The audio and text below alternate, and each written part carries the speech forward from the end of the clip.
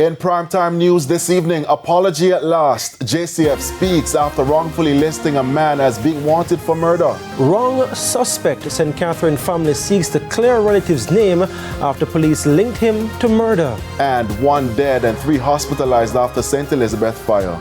Good evening and welcome to Primetime News. We're live on air and online at onespotmedia.com. I'm Anthony Love. And I'm Giovanni Dennis. A special welcome also to our viewers on TVJ International, that's in the Cayman Islands. Now a little later on we'll have the financial week, but for now, here's Renardo Brown with a preview of what's to come in sports. Well, Gia, the Reggae Boys found out on Thursday who they will play in the final round of World Cup qualifying. Now some stakeholders weigh in on the team's chances of progressing and making it to the World Cup.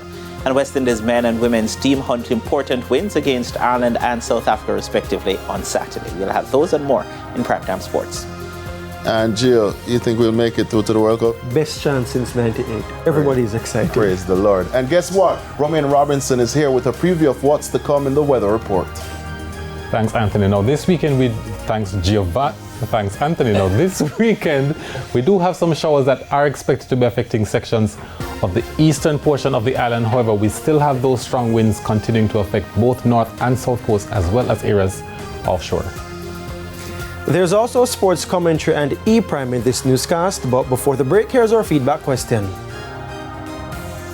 And this evening we're asking, what are your thoughts on the Reggae Boys group for the final round of World Cup qualifying? Now you can share comments online, facebook.com/televisionjamaica or post on X at TVJ News Center. Please stay with us. Primetime News returns right after this break.